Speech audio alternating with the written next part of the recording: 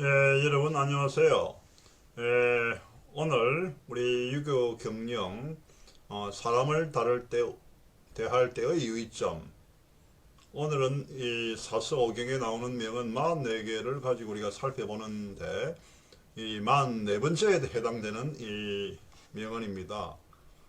우리가 이렇게 지난 동영상에 살펴본 것이 좋은 인간관계를 구축하려면 어떠한 것을 유의해야 되느냐 해서 사람을 책하지 말고 자신을 반성하라 하는 것이 첫 번째였고요. 그 다음에 두 번째가 보답이 없는 원인은 모두 자신에게 있다. 그리고 세 번째가 편파심은 판단을 그릇되게 한다. 네 번째가 경험을 통해서만 밑에서 일하는 노고를 안다. 다섯 번째가 간소한 관리와 관용의 자세로 임한다.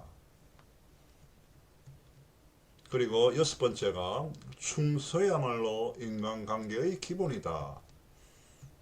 그 다음에 일곱 번째가 인간 관찰의 안목을 닫고 있는가 였습니다. 그리고 오늘 살펴볼 마지막 이번 은혜는 잊지 말고 갚아라 하는 겁니다. 왜 이 명언을 우리 44개의 명언 중에서 제일 마지막에 담았는지 하는 것은 여러분들이 마칠 때쯤 되면 다 이해가 될 것입니다. 이것은 시경에 나오는 문구인데요. 나에게 복숭아를 던지면 오얏으로 갚는다. 복숭아 도자죠. 나에게 복숭아를 던지면 이 오얏으로서 그것을 보답하라. 예? 시경에 있는 구절입니다. 별로 어려운 말을 아닙니다.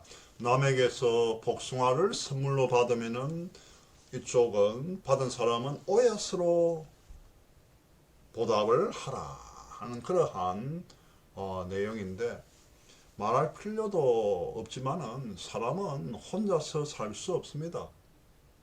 태어나서 오늘까지 몇십 년 누구나 할 것 없이 숱한 사람들의 은혜를 입으며 살고 있습니다. 첫 번째가 뭡니까? 낳아서 키워준 부모의 은혜입니다. 그 밖에 많은 사람들로부터 사람들에게 걱정을 끼치고 사람들로부터 신세를 지면서 오늘날까지 살아왔습니다. 국가나 사회로부터도 유형무형의 은혜를 입고 있는 건 말할 나위가 없습니다. 물론 한때 정말 나같이 투명하게 거짓없이 세금을 그렇게 많이 납부해왔는데 국가는 이 사회는 나에게 무엇을 해줬느냐 하는 그런 생각도 들 때가 많이 있죠.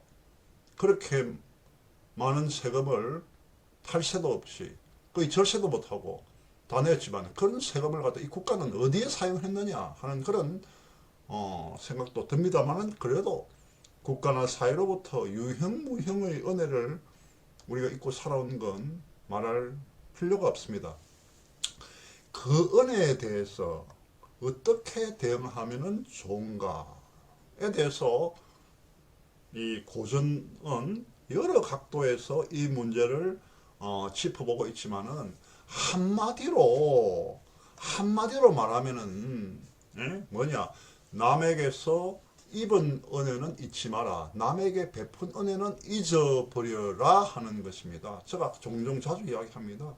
남에게서 입은 은혜는 잊지 말고 기억해 두었다가 언젠가 갚을 수 있게 되면은 갚는다 한 그런 생각을 해라는 말입니다.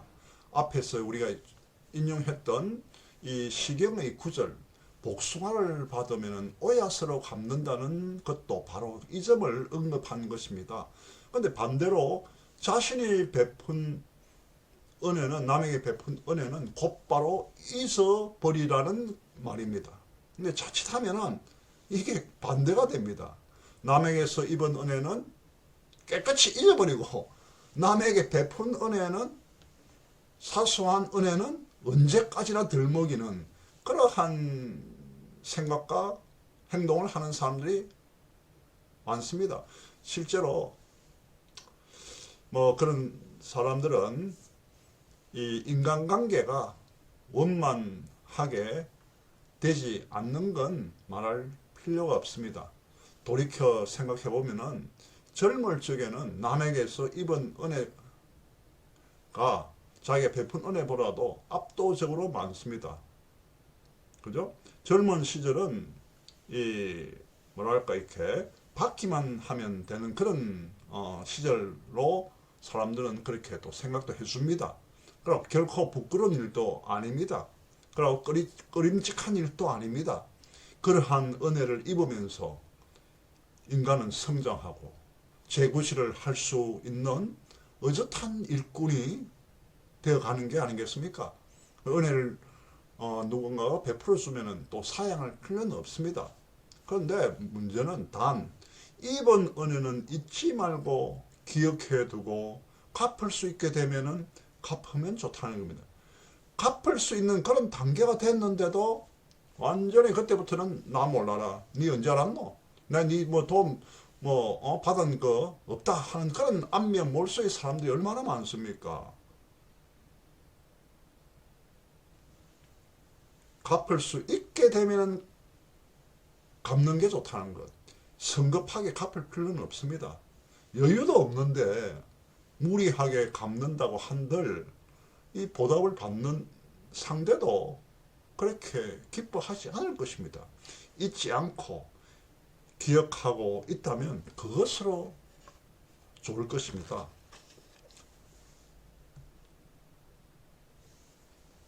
한데 나이가 들면은 어찌 해야 되냐, 이번은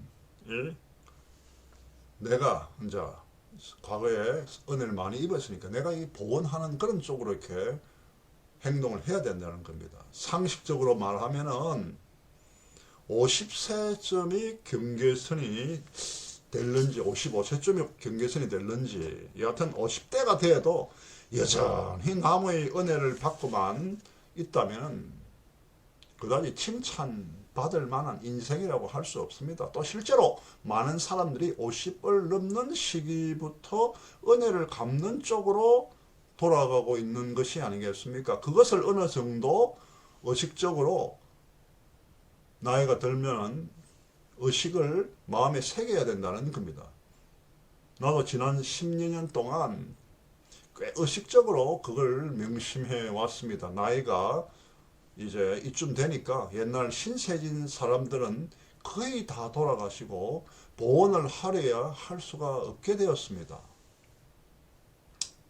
사실 제가 돌이켜 보면은 저한테 가장 이 도움을 준 사람이 누굴까 하는 사람들로부터 도움을 받았습니다. 은혜를 입었습니다. 제가 처음에 첫 직장, 다운 월급을 받은 것이 1983년 3월 4월이었습니다. 3월 14일에 임용되었으니까 그때 월급은 한 보름치밖에 안 나왔는데 그 보름치가 저희들은 굉장히 컸습니다. 그때는 몰랐죠. 그 후에 그 대학에 시간 강사를 또 하고 전임 교수가 되었는데요. 그때 저를 교육 조교로 발탁을 해준 그분이 저 인생에 있어서 가장 큰 힘이 되지 않았느냐 하는 그런 생각을 뒤늦게 하게 되었습니다. 그리고 그분이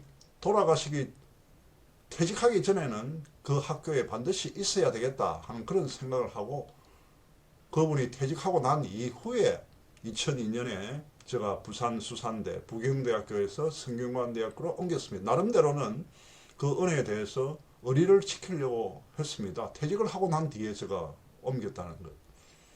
그리고 난 뒤에 제가 퇴직을 하면서 2022년 8월에 퇴직하면서 여러 책들을 냈습니다만은 퇴직기념책을 내었습니다.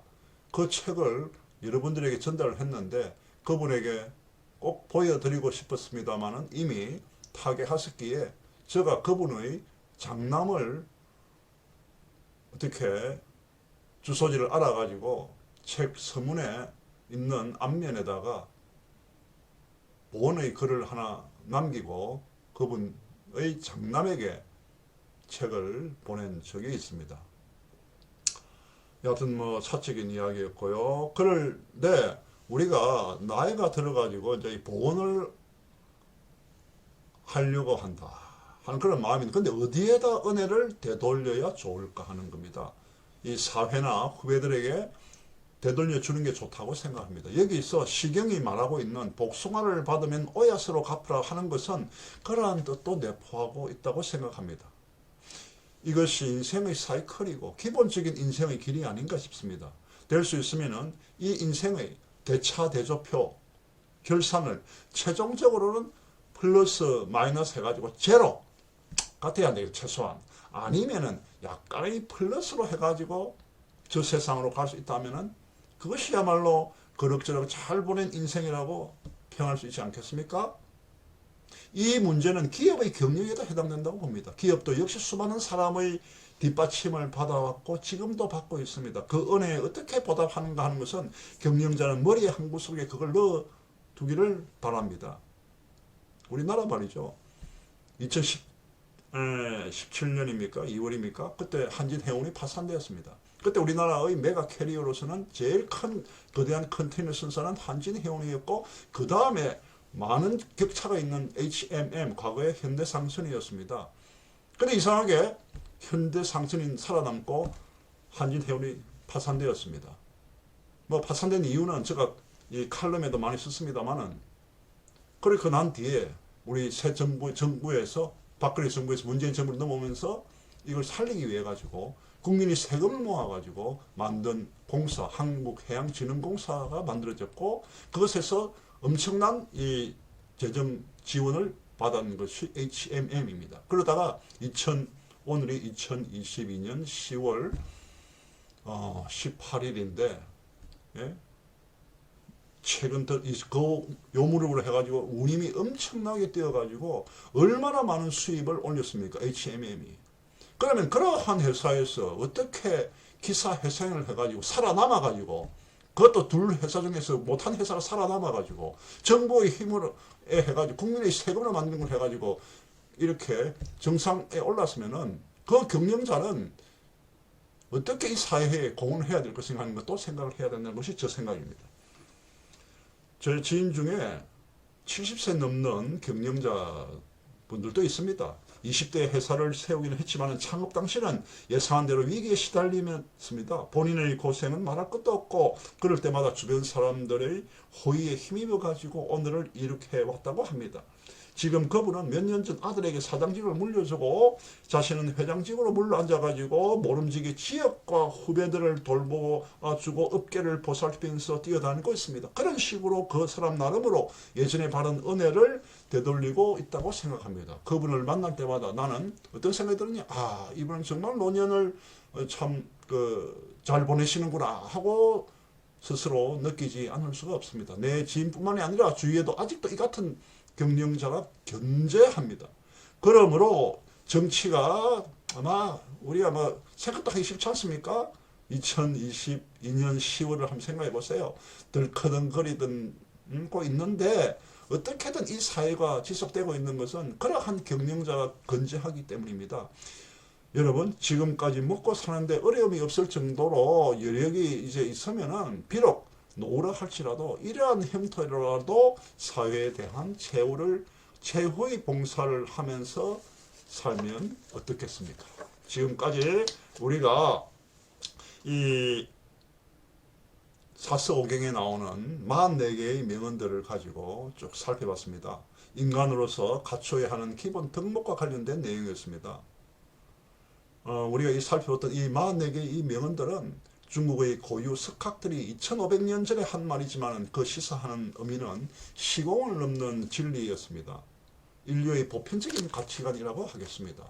여러분, 제가 동영상에 쭉 이렇게 강의를 했는데요. 한 번으로 끝나서는 안 될 것입니다. 틈틈이 특히 CEO 분들께서는 제가 이 유교 경영과 관련된 동영상을 올려드렸는데 이 내용들을 수시로 듣는 것이 바람직하지 않느냐 하는 생각도 하고요.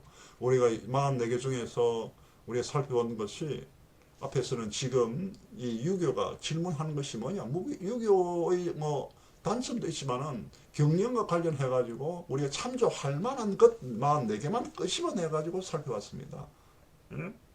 유교의 핵심은 수계치인이다. 그 다음에 유교의 원전은 사서오경이다. 경영의 이념에 있어서는 원리 원칙은 가까운 데 있다. 경영을 떠받치는 것은 덕목이다. 경영에는 뜻과 겉면이 없어서는 안 된다. 이익 추구는 정의할 때 의로서 제동을 걸어야 된다. 그리고 경영의 지침에서는 정도가 지나친 이 돈뿌리는 위험하다. 경영자에게 주는 7가지의 교훈도리を살펴봤고요. 이익 추구는 정당한 방법으로 해라. 그리고 선행에는 그 나름의 보답이 있다. 중지를 모아서 독단 전행을 경계해야 한다. 회사는 사장만의 것이 아니다. 마음이 상쾌한 경영을 지향한다. 철저하고 지지 않는 경영을 지향해야 한다. 그리고 경영의 실천 면에 있어서는 숙고하고 단행하라. 그리고 장기적인 시야, 대국적인 판단, 그 다음에 조직의 기세를 중시하라. 승리의 열쇠는 조직의 결속력에 있다. 순조로울 때야말로 위기에 대비하라. 교만하면은 조직과 내 몸이 망친다. 작은 소홀히 큰 일로 이어지게 된다. 막다름에는 새로운 전망을 열 수가 있다. 신뢰의 조건에서는 배려하는 마음으로 부하를 다루어라. 예의의 기본을 명심하라. 잘 나간다고 들떠가지고 교만해 하지 마라. 신뢰성이 없는 그러한 유형에는 3가지가 있는데 어떤 것이 있느냐. 안심하고 사귈 수 있는 인간상은 어떤 것이냐. 공적은 부하에게, 책임은 자신이. 신뢰를 얻기 위해서는 어떠한 조건이 갖추어져야 하는 4가지. 운동은 되도록 신중하게 하라. 그리고 이 자신의 기량을 연말하여서는 성인의 지혜와 고난에서 배우라. 항상 긴장감을 가지고 일을 시작하라. 고난 가운데서만 인간은 연마된다. 혼자 일대일수록 행동을 신중히 하라. 신독. 인간의 원리 원칙은 고전에서 배우라. 가오를 알면 즉시 고쳐라. 경영의 인간 도장에는 종점이 없다. 공자도 한평생 자신의 향상을 위해 힘을 썼다. 그리고 사람을 대할 때의 유의점에서 사람을 책하지 마라 하는 그러한 내용을 쭉 우리가 44개의 문헌을 가지고 명언을 가지고 살펴봤습니다.